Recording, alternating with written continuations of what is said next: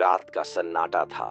घड़ी की सुई 12 बजा चुकी थी और अचानक पूरे गांव में गूंज उठी वो आवाज। हर कोई अपनी खिड़कियां बंद करके कांप रहा था, लेकिन उसी अंधेरे में एक लड़का अकेला उस खंडहर की ओर बढ़ रहा था।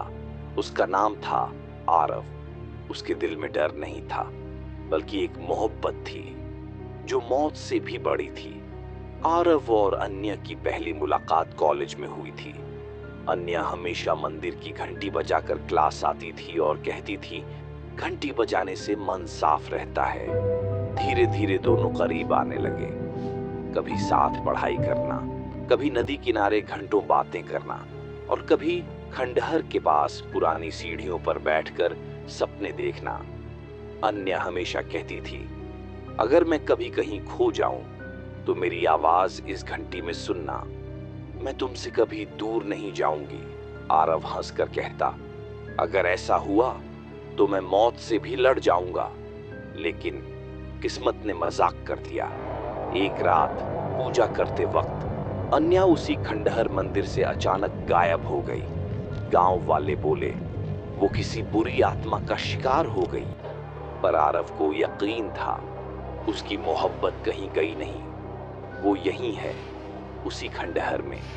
उस रात आरव ने ठान लिया, अब डर से भागना नहीं है। हाथ में टॉर्च लेकर वो खंडहर की तरफ बढ़ गया। जैसे ही उसने अंदर कदम रखा, उसके कानों में फुसफुसाहट गूंजी, आरव वापस जाओ। दीवारों पर अजीब परछाइयां, दरवाजे अपने आप खुलते और बंद होते। हर कदम पर लगता जैसे कोई उसके साथ चल रहा हो। अचानक मंदिर की टूटी हुई घंटी अपने आप बज उठी और तभी धुंध में सफेद साड़ी पहने एक लड़की दिखाई दी। वो थी अन्या, लेकिन उसकी आंखें अब बदल चुकी थीं। वो बोली, आरव तुम यहाँ क्यों आए? ये जगह मौत का जाल है। आरव की आंखों में आंसू थे। तुम्हें छोड़कर मैं कहीं नहीं जा सकता। अन्या धीरे धीरे उसके करीब आई। आरव ने उसका हाथ पकड़ना चाहा, लेकिन उसका हाथ हवा में घुल गया। अन्या बोली, मैं अब इंसान नहीं रही आरव।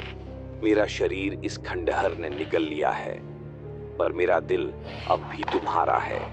आरव ने कांपती आवाज में कहा, अगर तुम्हारा दिल अब भी मेरा है तो मैं तुम्हें छोड़कर कहीं नहीं जाऊंगा।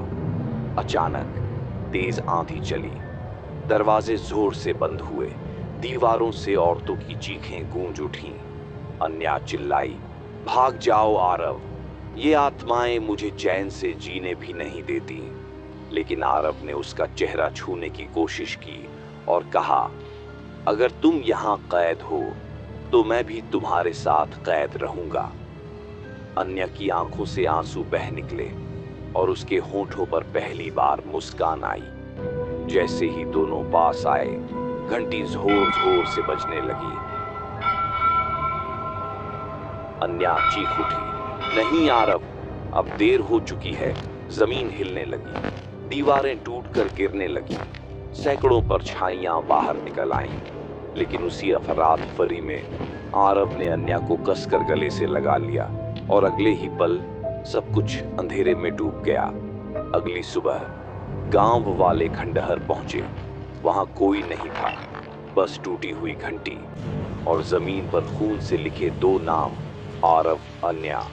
आज भी रात के 12 बजे उस खंडहर से घंटी बजने की आवाज आती है।